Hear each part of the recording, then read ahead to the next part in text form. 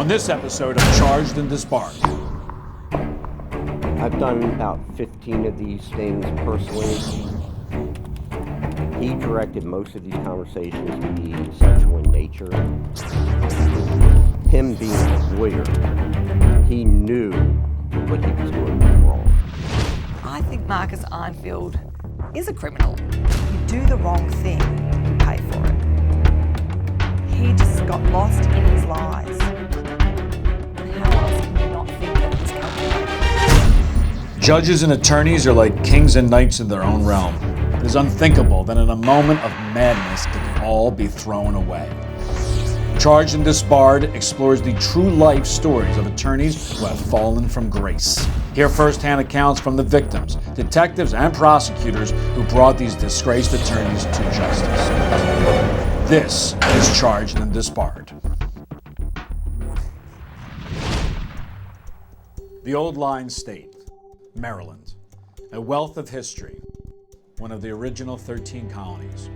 It maintains its rich traditions and proud position in America today. Through ever-changing economic, political, and social climates, the judicial system has stood firm in the balance. It takes a certain type of person with the endurance to climb the political ladder in a state that demands so much from its legislative leaders. It is this reputation that draws young, ambitious attorneys to begin their careers here. Consider the prestigious career, charmed life, and ultimate folly of Robert J. Greenleaf. Robert Greenleaf has always been a man of clear vision with an ambitious drive for what he wanted out of life. He was a good student and well-liked by those who knew him, a family man with a loving wife and adoring children. On November 8, 1979, Robert John Greenleaf was admitted to the State Bar of Maryland. For the next 30 years, Greenleaf would have substantial courtroom and public sector experience, including 17 years as a prosecutor, and he would eventually serve as the Chief Deputy Clerk for the Court of Special Appeals. An impressive career by anyone's standards. But all of this was not enough for Robert J. Greenleaf. I'm Louis Gary Yaman. I'm from Baltimore, Maryland. Been with the Baltimore Police Department for 27 years. Currently run the Cyber and Electronic Crimes Unit, investigate internet crimes against children. I've done about 15 of these stings personally, and I've assisted probably in over 35 of them. The person that's on the other side of that text message or email is not necessarily a good person. People pretend to be different people online. That is exactly what happened one late winter in Maryland. Detective Yaman set the bait and waited to see what predator would bite. One of my jobs is to protect children online from online predators. I go online and I pose as a minor, and I just go to different chat rooms and just sit and wait for somebody to contact me. Someone did contact Detective Yaman. I was sent an instant message. A man using the ID Del Marvin 1991 and later the name Jay White. He started a conversation with me, and I let him know right off the bat I was a 14-year-old girl here from Baltimore, Maryland. Using the assumed name of Beth, Detective Yaman sent Del Marvin 1991 two photographs that depicted a young teenage girl. I let him know I was a middle school student. I lived with my mom, my brother. I had a dog. We would have pretty much daily conversations. He directed most of these conversations to be in sexual in nature. Then, Del Marvin 1991 sent a photograph of himself.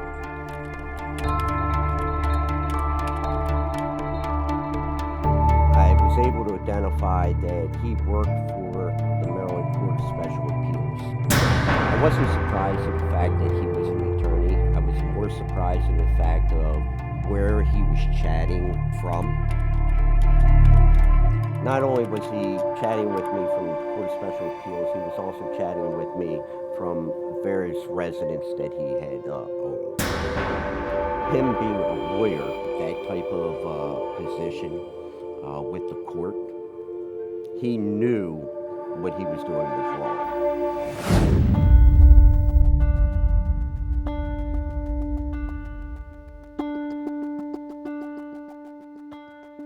I think it's one of the most horrendous crimes that is out there, for the fact that you are targeting children, and the fact that these are very vulnerable young people that basically are taken advantage of by somebody who is in power of control, and especially in this case with Mr. Greenleaf and his job, okay, and him to uphold the law, and him basically manipulating a child for his own personal satisfaction.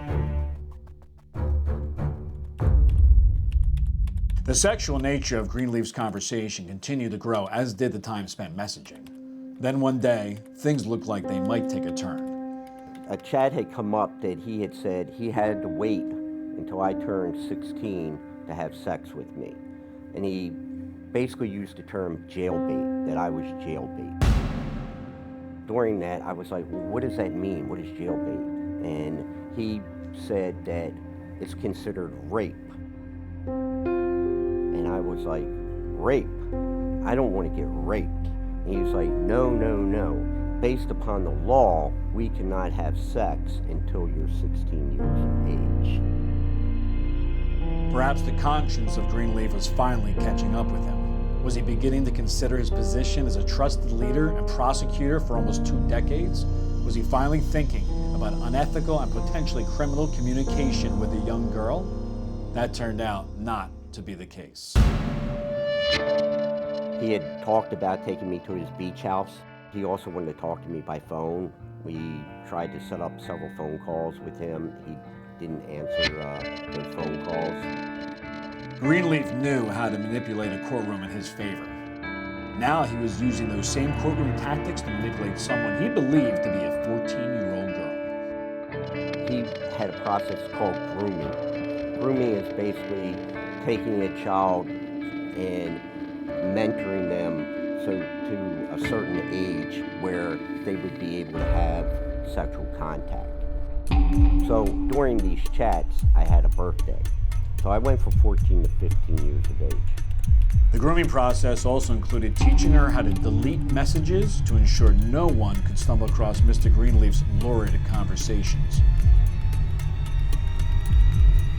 He had sent me links to websites that were pornographic and had me go to these websites and look at pornography. Here they're chatting with me. What other children during this time are they chatting with? And it's kind of bothersome to the fact that they could be abusing a child while they are chatting, with me. But the grooming period had only just begun and was taking even darker turns. He wanted to have a threesome, and if I had a girlfriend. So I contacted one of my other detectives that also protects children online, and he started having a conversation with Mr. Greenleaf that also involved a sexual nature. So the fact that not only was he chatting with me, he was chatting with another person. And during this period of time, he tried to set up several meets with us, but he was at times reluctant to meet, where he would set these meets up and then cancel. Mr. Greenleaf had done his best to cover his tracks. He was safe, calculated, and most of all, patient. But Detective Yaman had this predator trapped from the beginning. The unknown amount of kids that he could have been chatting with online. In all, Mr. Greenleaf's chats lasted 150 days, almost half a year. How far Greenleaf would go was yet to be seen. Greenleaf continued to make appointments to meet with the girls, but would always cancel before meeting. Perhaps he was becoming suspicious. Detective Yaman knew it was time to act.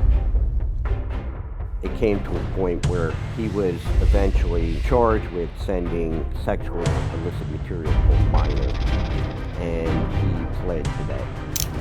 I didn't have the opportunity to actually put handcuffs on him. Another agency was able to, arrest him. In that sense, I really didn't have that satisfaction of being able to lock him up. I worked so hard for all the time that I put into this case that hopefully he wouldn't be back out online targeting minors.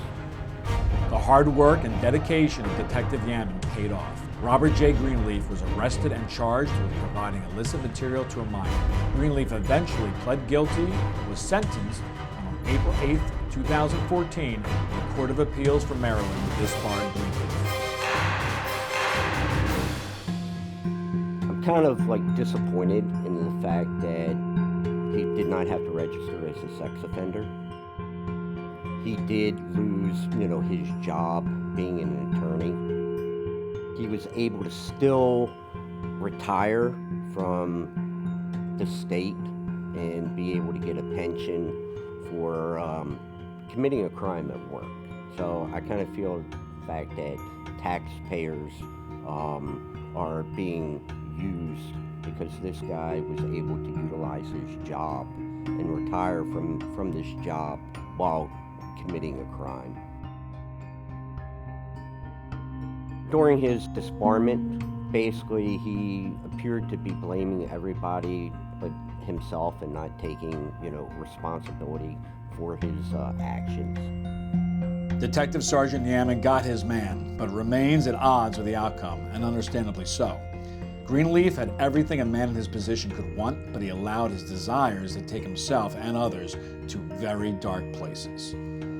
The fact that he lost his job and the Maryland Bar Association took it serious enough. In that case, I feel justice was served because he's no longer able to practice, and they recognize the seriousness of his crime. Whatever you have said in the dark will be heard in the daylight.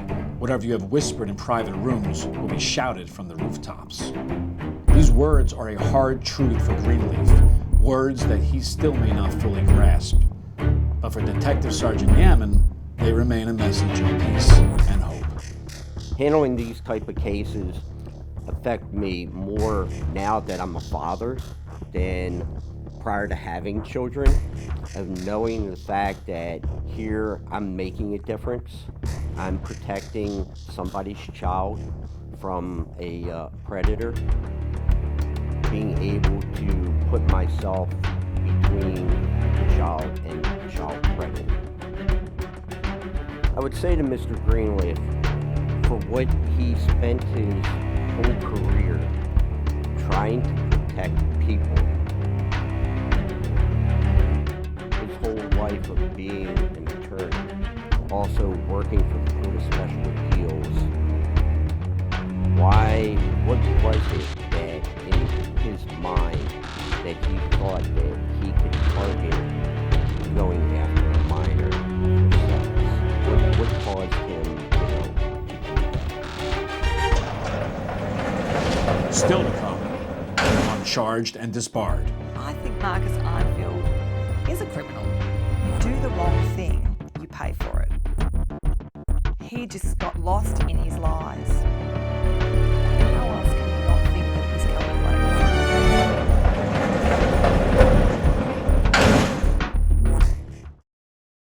This is Charged and Disbarred. Australia is a beautiful yet wild land marked by rugged coastlines, majestic mountains, and endless open plains.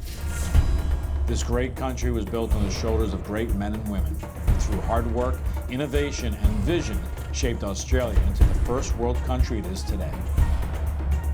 Civil order and a fair judiciary are hallmarks of this great nation.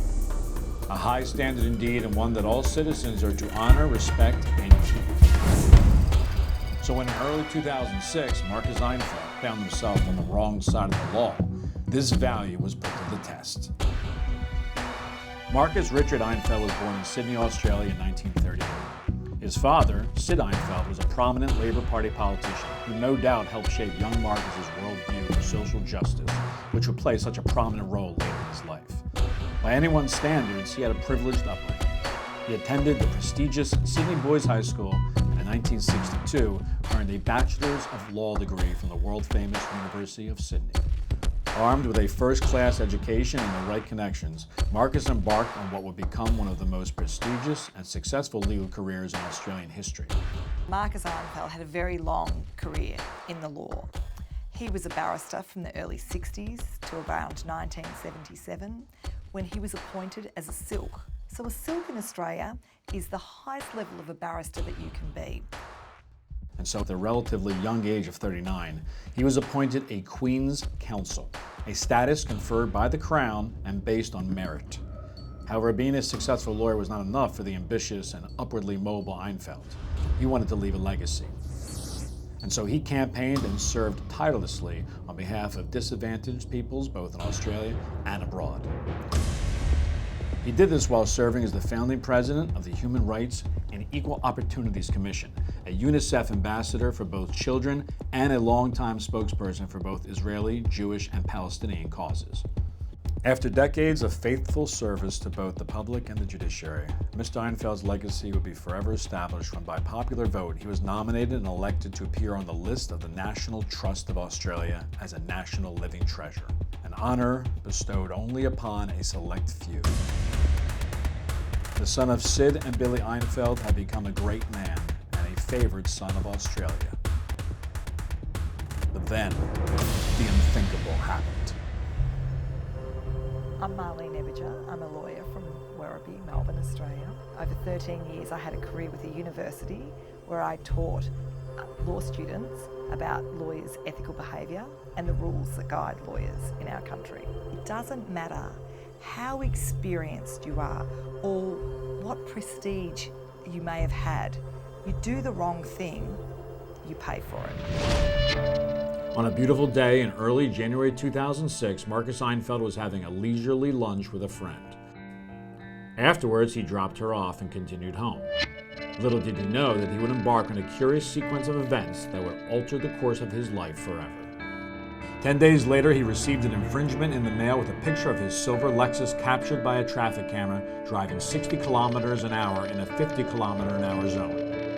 The fine was for $77. He decided that he would fill in a statutory declaration, which is a statement saying he's attesting to the truth, to say that somebody else in fact had been driving his car. That meant he didn't lose his demerit points and he didn't have to pay the $77 fine. Einfeld's statement declared a friend of his, Teresa Brennan, a professor from America, had borrowed Einfeld's car while she was in the country. It was she who had incurred the ticket before returning to the U.S. A simple misunderstanding, easily explained. But then something unexpected happened. Called fate or bad luck, but Einfeld's statutory declaration somehow went astray. Somehow his claim of innocence went missing, and the time for handling this matter in absentia had passed. He was served with a notice and had to appear at the Downing Centre local court in Sydney. Einfeld appeared before the judge and again declared his innocence, placing the blame firmly on Teresa Brennan. Marcus Richard Einfeld was taken at his word. The case was wrapped up in minutes. Einfeld believed this matter to be behind him, but the story was just beginning. Junior reporter Viva Goldner had been assigned to make the court rounds, a job commonly given to new reporters who have yet to break in. Goldner noticed the famous justice making a court appearance, not to oversee a case, but to settle one. Never mind the trivial details of the traffic fine, she had a big name for her story. The article was to be published on page 7 the next day and would have been banished to the annals of banal news forever had it not caught the attention of experienced journalist and assistant editor Michael Beach. During a routine fact check, the newsman quickly discovered that Teresa Brennan had in fact died 3 years before. Goldner, on Beach's instruction, calls Einfeld to get his reaction, a chance to set the record straight. But when she does, Einfeld's answer would only create more questions. Einfeld did explain to Goldner about the traffic violation, that someone else was driving his car at the time of the offense and that the statutory declaration had gone missing. Einfeld responded by saying it was a totally different person who drove his car, who was also named Teresa Brennan, who also lived in the U.S. and who also happened to have passed since the violation. In Australia, if you receive a traffic infringement, it often comes with not only a monetary fine, but you lose demerit points. He was concerned that he'd lost quite a lot of demerit points, and if you lose a certain amount, you lose your licence. Goldner and Beach went deeper to find out how far down this rabbit hole would go. Einfeld denied guilt, eventually denied even being in Sydney on the day of the violation, but instead in a town called Foster, a story that is corroborated by Einfeld's mother. There was immediate suspicion surrounding this testimony. Einfeld's mother would naturally protect her son's reputation. It was becoming clear that Einfeld was weaving a web of deception, but to what end? The work of the young reporter and the veteran news editor had aroused enough suspicion that an official investigation was opened to examine the secret life of Marcus Einfeld. New South Wales fraud squad led by Detective Superintendent Colin Dyson was called in. Dyson and his team painstakingly pieced together their own version of Mr. Einfeld's movements that day based on a trail of electronic clues left by Einfeld himself. Cell phone calls and credit card usage recorded the path that he had left across the city. To their surprise, the fraud squad also discovered that this was not the first time Mr. Einfeld had used this modus of operation. Marcus Einfeld's conduct wasn't a one-off. He'd actually completed a number of statutory declarations over 7 years, filled with lies, purporting that he was not the driver of the vehicle that had received the fine. Mr. Einfeld's excuses that were reported in the media were frankly not good enough, that he had a lapse of judgment. These prior fines were for speeding and running a red light, all of which occurred while he was a federal court judge driving a court-supplied car. He avoided responsibility each time using the same method, by submitting a statutory declaration. Einfeld's story was quickly unraveling. In a last-ditch effort to avoid responsibility for his actions, Einfeld finally admitted that he was in Sydney that day, but he said he had driven his mother's car. It appears that Marcus Einfeld went to great lengths to mask his lie. He attested that another person had been driving his vehicle at that time. He submitted documents to the court of 20 pages long, various excuses and mistruths. He went to great lengths. But again, for simple police work, the fraud squad obtained footage from a CCTV camera that proved Mrs. Einfeld's car had not been driven that whole day. It was game over for Mr. Einfeld, and he was finally going to get his day in court.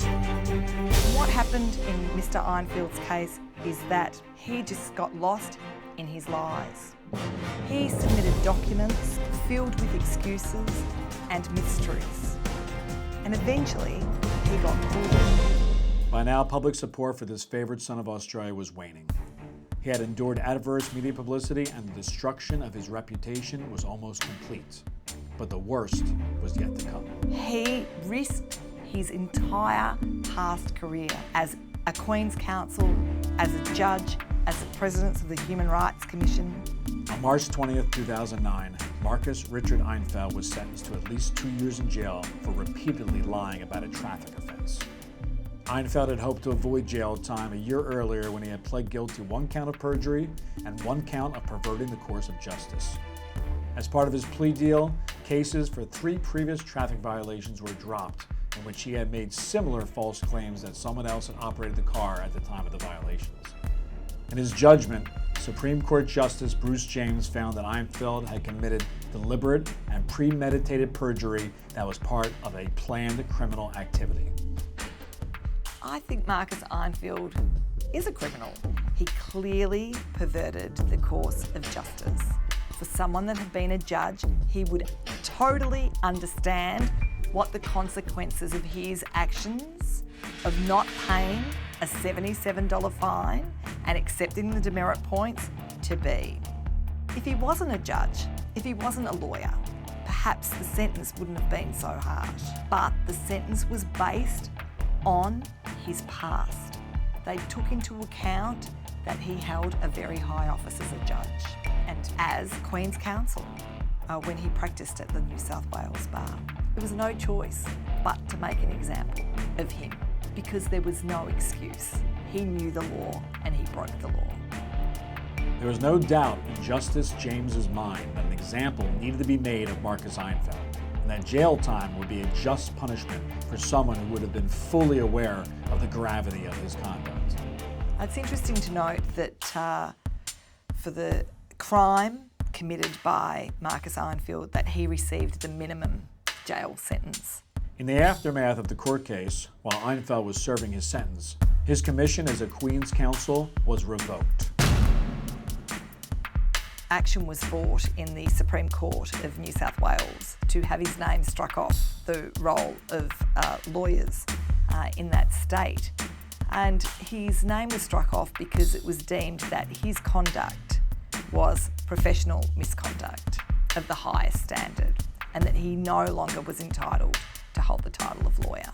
In 2009, his membership in the Order of Australia was rescinded and his name was removed by the National Trust of Australia from the list counting him as a national living treasure. Marcus Richard Einfeld's entire career and reputation have been irrevocably destroyed by a simple decision to not tell the truth. My personal opinion in relation to Marcus Einfeld's crime is that it was disgraceful and dishonourable. And of all people, he should have known what he was doing. And he let it go for such a long period of time that how else can you not think that it was calculated? To serve his own means, to have disregard to everybody. He'd been an officer of the court. He was a judge. He should have known better. After Einfeld served his 2 years in jail, he was quite vocal about taking up community and social justice causes again for his fellow inmates. But as the years have rolled by, it seems that Marcus Einfeld has chosen a quiet life out of the limelight as a pensioner in the beach town suburbs of eastern Sydney. A sad case of a former judge who seemingly thought that he was above the law, that the rules that applied to mere mortals did not apply to lofty persons such as himself. Even though he had reached the highest office of Supreme Court Justice, it did not stop him from lying about a simple matter of speeding tickets. It seems that the old maxim holds, not all that glitters